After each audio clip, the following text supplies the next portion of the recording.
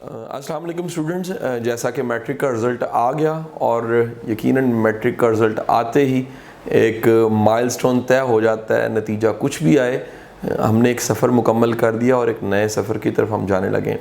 जैसे ही मैट्रिक का रिज़ल्ट आता है, आप के नंबर जो उनसे थे एक्सपेक्टेशन के मुताबिक थे, बहुत अच्छी बात है।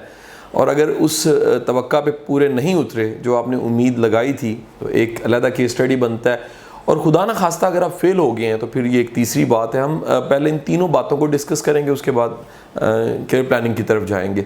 सबसे पहली जो चीज़ मैंने आपको बताई कि अगर एक्सपेक्टेशन के मुताबिक आपके नंबर आए हैं तो बहुत अच्छी बात है, आपको मुबारक है। आप अल्लाह का नाम लेके जहाँ दाखिला लेना चाहते हैं, एडमिशन लेना चाहते हैं, वहाँ जाइए। और मेरी एक रिक्वेस्ट है आपसे कि प्रेफर कीजिए कि आपका कॉलेज जो सा वो गवर्नमेंट कॉलेज होना चाहिए, प्राइवेट कॉलेज को प्रेफर ना कीजिएगा, क्योंकि एक गवर्नमेंट कॉलेज या प्रॉपर किसी गवर्नमेंट के इदारे में पढ़ना आपका राइट भी है और उस राइट का आपको फ़ायदा उठाना चाहिए, क्योंकि इसके फ़ंड्स होते हैं। और जब आप एडमिशन लेते हैं तो वो सारे जो गवर्नमेंट ने फ़ंड्स रखे होते हैं वो मेरिट पे आने वालों को जो उनसे वो फ़ायदे और फंड्स मिल जाते हैं। दूसरा, कॉलेज का माहौल जो उनसा गवर्नमेंट कॉलेज का एक कुशादगी वाला माहौल होता है। हमारे जितने लाहौर में गवर्नमेंट कॉलेजेस हैं उनका बिल्डिंग सेटअप इंफ्रास्ट्रक्चर बहुत बड़ा है और वो क्लासिकल बने हुए हैं। हर कॉलेज की जो हिस्ट्री है वो 40-50 साल ज़्यादा पुरानी है। और आप अगर वहाँ एडमिशन लेते हैं तो आपको चाहते ना चाहते वो इंफ्रास्ट्रक्चर, प्लेग्राउंड, वो तमाम चीज़ों का फ़ायदा होगा। आप वहाँ एडमिशन ज़रूर लीजिए अगर मेरिट पे आए हैं। कतई प्रेफर ना कीजिएगा कोई ऐसा प्राइवेट कॉलेज जो 100% स्कॉलरशिप तो दे रहा है आपको, लेकिन साथ ही साथ में वो आपको उठा के किसी कोठी में बंद कर देगा। यानी वो कॉलेज कुशादा नहीं है, गवर्नमेंट का नहीं है, प्रॉपर नहीं, इंफ्रास्ट्रक्चर नहीं है, वो तो बिज़नेस के लिए है। और उन्हें जो टॉपर्स और नंबर लेने वाले बच्चे हैं वो इसलिए चाहिए होते हैं कि अगर वो एडमिशन लें तो कल कलां को उनके अपने कॉलेज का रिज़ल्ट अच्छा दिखता है। यानी वो बिज़नेस के लिए ऐसा कर रहे हैं, आपको को बहुत बड़ी सहूलत नहीं दे रहे। जो गवर्नमेंट में आपका राइट है, आप मेरिट के मुताबिक वहाँ एडमिशन लीजिए। दूसरी तरफ आ जाते हैं उन बच्चों की तरफ जो जिनकी एक्सपेक्टेशन ज़्यादा थी, नंबर उतने नहीं आए। तो फिर दो केस इसमें बनते हैं। एक केस ये बन जाता है कि आप देखेंगे कि अगर कोई गलती ऐसी थी जिसको आपने ढूंढ लिया है, तलाश कर लिया है, तो बहुत बेहतर है आप उस गलती को आइंदा कम से कम ना कीजिएगा, ताकि आप आगे बढ़ें। तो वो गलतियाँ जो पहले मैट्रिक में की थी, इंटरमीडिएट में वो ना हो।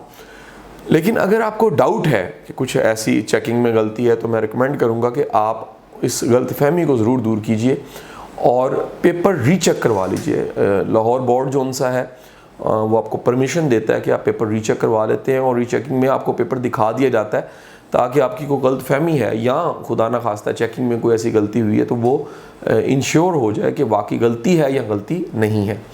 तीसरी केस है कि आप फेलियर हो गया, आप फेल हो गए हैं, आपकी सप्ली आ गई है। दो इसमें भी केस बनेंगे। सप्ली अगर आ गई है तो आप दोबारा से उठिए, कपड़े झाड़िए और जिस सब्जेक्ट में आप फेल हुए हैं उसको आप प्रिपेयर करके अल्लाह का नाम लेके 40 दिन आपके पास होंगे वो सप्ली की तैयारी के लिए, दिन रात एक करके उस सब्जेक्ट को क्लियर कीजिए और घबराइए ना। फेल होना किसी एक सब्जेक्ट में कोई बुरी बात नहीं है।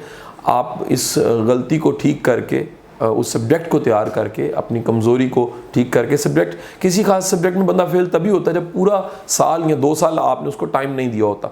अब ये जो 40 दिन है इसमें आपने 2 सालों की मेहनत करनी है और पूरे फोकस के साथ कोई अच्छा ट्यूटर, को अच्छी एकेडमी, को अच्छा इदारा ढूंढ के प्रेपरेशन करके अटैम्प्ट दीजिएगा ताकि कामयाबी यकीनी हो। और खुदा ना खास्ता आप मुकम्मल अगर फेल हो गए, यानी आपकी सप्ली ज़्यादा आ गई हैं, तो फिर मैं रिकमेंड करूँगा कि आप ज़रूर सोचिए कि ये आइंदा 40 दिनों में पेपर देने हैं सारे के सारे। अक्सर मैं कहता हूँ कि जब तैयारी 2 साल में नहीं हो सकी तो फिर 40 दिन में पेपर देना बड़ा मुश्किल होता है।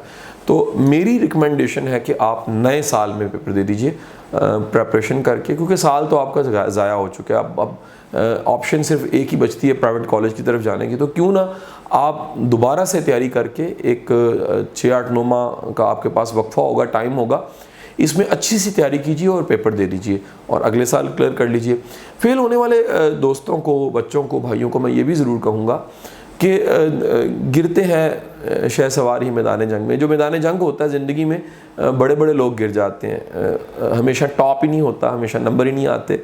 इंसान बाज़ों का फेल होके बेदार हो जाता है, एक्टिव हो जाता है, उसको पता लग जाता है कि मैंने आइंदा ऐसा नहीं करना, क्योंकि इतना प्रेशर मिलता है और इतनी इंसल्ट मिलती है और इतना चैलेंज आता है कि वो आइंदा पक्का पक्का तय कर लेता है कि हमने ये गलती दोबारा नहीं करनी। अच्छा, जो स्टूडेंट्स फेल हुए हैं, नाकाम हो गए हैं, मेरा उनको एक छोटा सा एक मैसेज भी है कि फेल होना बुरी बात नहीं है। फेल हो के ना उम्मीद हो जाना बहुत बुरी बात है। तो आपको उम्मीद को कायम रखना है, होप को कायम रखना है। ये याद रखिएगा, नाकामियों के बाद कामयाबी आती है। और मैं अक्सर कहता हूँ कि कामयाब होने के लिए सबसे ज़्यादा ज़रूरी चीज़ जो उनसी है वो नाकामी है।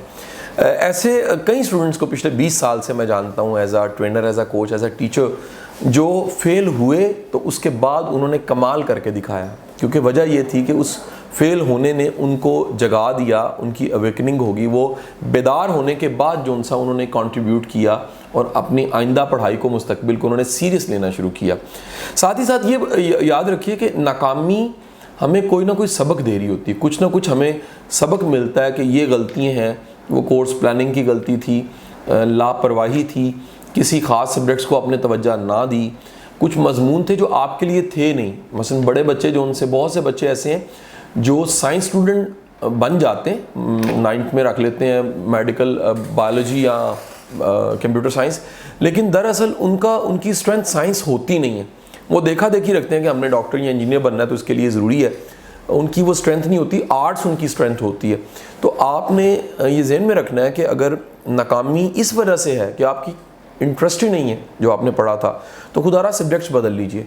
वो कीजिए जो आपको अच्छा लगता है, वो कीजिए जो आपको आसान लगता है, लेकिन जो करें फिर वो कमाल करें। मैटर नहीं करता आपने आर्ट्स के साथ मैट्रिक किया है या साइंस के साथ, मैटर ये करता है आपने कितनी मेहनत से किया है, कितनी लगन से किया है, और उस कामयाबी से फिर आने वाले जो साल थे, आने वाला विजन था, आने वाला वक्त था, उसमें उस कामयाबी का फिर कितना रद्द-अमल था या किरदार था। अब इम्पॉर्टेंट चीज़ ये है कि फेल स्टूडेंट को क्या करना चाहिए। देखिए, फेल स्टूडेंट को सबसे पहले तो बैठ के एक फ़ैसला करना चाहिए कि हमारा जो आइंदा वक्त है, जो बाकी का वक्त है, उसको हमने बेहतर बनाना है। और उसको बेहतर बनाने के लिए हमें एक कदम उठाना है कि दोबारा से सब्जेक्ट्स की डिवीज़न करके हमने अच्छे नंबर लेने हैं या पास होना है। ये भी दोनों फैसले हैं। बाज़ औक़ात आप खुद बहुत लाइक होते हैं लेकिन फ़ेल हो जाते हैं लापरवाही की वजह से, तो आपको बहुत सी मेहनत करके अच्छे नंबर लेने होते हैं। बाज़ बच्चों को मैंने ये खुद मशवरा दिया काउंसलिंग में कि आप भाई इतनी तैयारी कर लो कि कम से कम पास हो, जो आपकी जान छूट जाए। आने वाले सालों में जो हमारा सारा एजुकेशन सिस्टम है, इसमें जब आप छोटे होते हैं, प्ले ग्रुप, नर्सरी में बहुत सी किताबें होती छोटी छोटी हैं, लेकिन किताबों की और सब्जेक्ट्स की तादाद ज़्यादा होती है। आगे बढ़ते हैं कम होती रहती है। 9th-10th में और स्पेसिफिक, इंटरमीडिएट में और स्पेसिफिक हो जाता है, ग्रेजुएशन में और स्पेसिफिक, और मास्टर्स में तो सब्जेक्ट ही एक रह जाता है जिसकी आपने ब्रांचेस को पढ़ना होता है। सो आप एक बार मैट्रिक कर लीजिए, आगे आप अपने पसंद के मज़ामीन की तरफ चले जाइए और आने वाले सालों में एग्जैक्ट वहाँ पहुँच जाएंगे जो आप करना चाहते हैं। अब फेल स्टूडेंट को मेरा एक और ये भी मशवरा है, देखिए इर्द गिर्द के लोग बहुत से ना कमेंट पास कर रहे होते हैं, वो डिमोटिवेट करते हैं, राय देते हैं अजीबो गरीब, और कहते हैं जी तुम नलायक हो। देखिए, किसी के नलायक कहने से आप नलायक नहीं होते।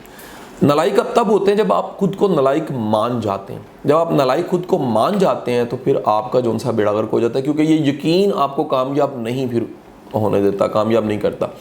अगर आपका ये यकीन है कि अगर एक गलती हुई तो क्या हुआ, आइंदा बेहतर कर लूँगा, और अल्लाह का नाम लेके आप शुरू करते हैं, तो ये आज का फेलियर कल की सक्सेस में बदल जाएगा।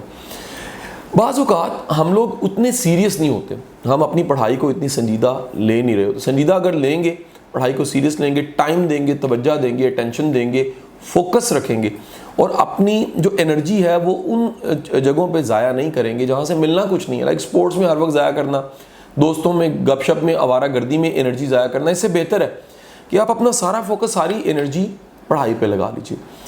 एक सवाल जो बहुत से ऐसे बच्चे जो फेलियर की तरफ चले जाते हैं, नाकाम हो जाते हैं, करते हैं कि सर हम पढ़ने तो बैठते हैं, पढ़ने को दिल नहीं करता। तो मेरे भाई, गाड़ी जब रुकी होती है ना, उसको धक्के की ज़रूरत होती है। एक धक्के के बाद और थोड़े से धक्का लगाने के बाद गाड़ी चल पड़ती है। आपको फ़कत ये करना, दिल कर रहा है कि नहीं कर रहा। आपको चंद दिन हिम्मत के साथ शेड्यूल बना के, रोज़ दिल करे ना करे, हफ्ता 10 दिन बैठना है।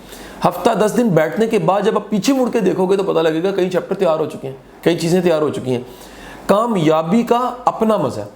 जब आप एक बार कामयाब होते हैं तो फिर आपका बार बार कामयाब होने को दिल करता है।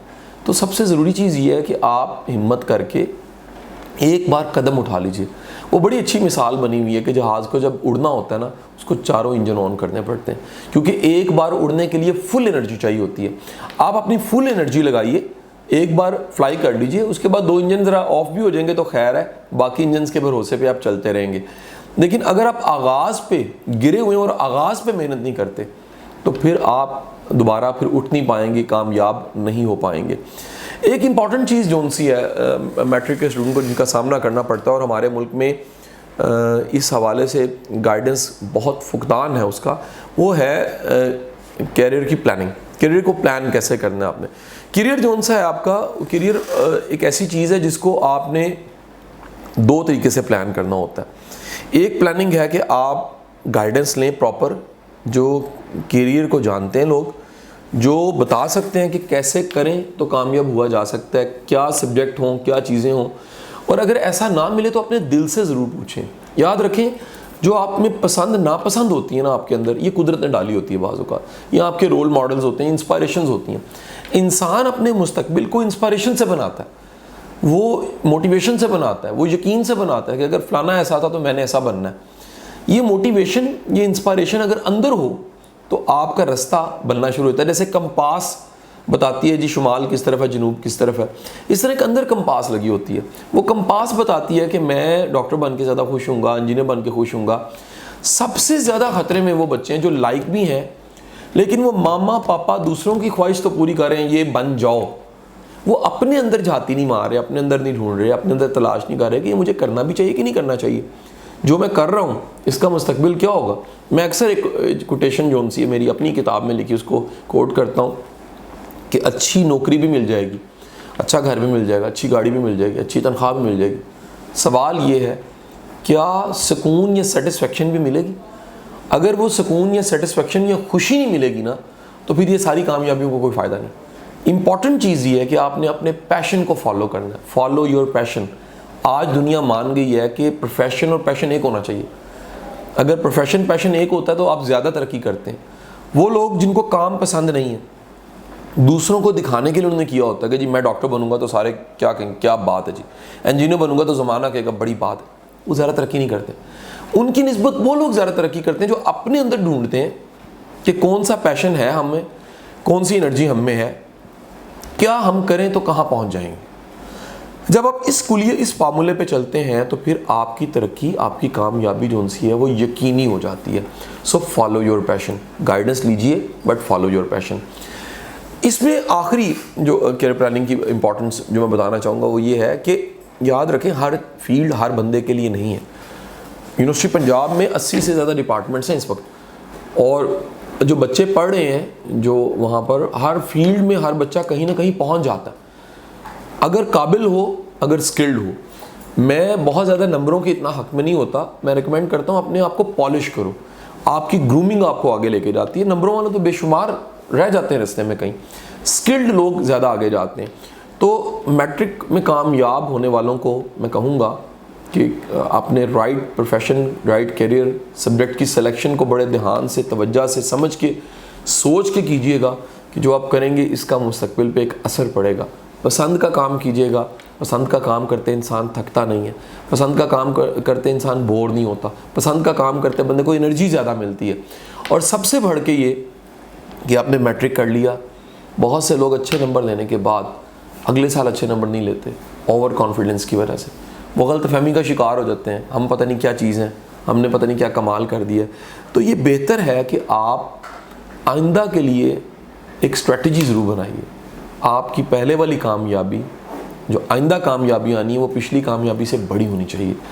अगर वो कामयाबी उससे छोटी है तो यकीनन एक आपको अफसुर्दगी, डिप्रेशन, नाउमीदी होगी। अगर आपका ख्वाब बड़ा होगा, आप मोटिवेट होंगे, आप आगे बढ़ जाएंगे। और एक एडिशन में बात ये ज़रूर कहूँगा कि जिस तरह इल्म की दुनिया माशाल्लाह देखें कितना अच्छा काम कर रही है, आपको इदारों की इंफॉर्मेशन, कॉलेजेस की, यूनिवर्सिटीज़ की और दाखिले की, एंट्री टेस्ट की सारी इंफॉर्मेशन इस वेबसाइट पे मिल जाती है। मैं ये ज़रूर कोट करूँगा कि मेरा अपना सफ़र, ये जो सारी आज वीडियोस फैल गई हैं और मेरा मैसेज फैल गया, ये सारे का सारा सफ़र, इसका आगाज़ इल्म की दुनिया .com प्लेटफॉर्म से हुआ है। पाकिस्तान की एजुकेशन में नंबर 1 वेबसाइट है, जिसका मैं समझता हूँ कि एक एज अ तहरीक एक बहुत बड़ा कंट्रीब्यूशन है। और ये वेबसाइट आपके लिए एक गाइडेंस का बहुत बड़ा सोर्स है कि आप कुछ भी करना चाहते हैं, किस फील्ड में जाना चाहते हैं, तो इन्फॉर्मेशन, डाटा, चीज़ें इस वेबसाइट पे अवेलेबल हैं। और ये वीडियो भी स्पेशली हमने आपके लिए डिज़ाइन किया कि मैट्रिक का रिज़ल्ट आया, जो मुमकिना सवालात थे उस हवाले से हमने आपको गाइड कर दिया। हिम्मत ना हारिए, अल्लाह का नाम लीजिए, आगाज़ कीजिए, अल्लाह पे पूरा भरोसा कीजिए, मेहनत कीजिए, छोटे छोटे कदम उठाइए, मंजिल आपका इंतज़ार कर रही है। अल्लाह आपका हामी नासिर हो।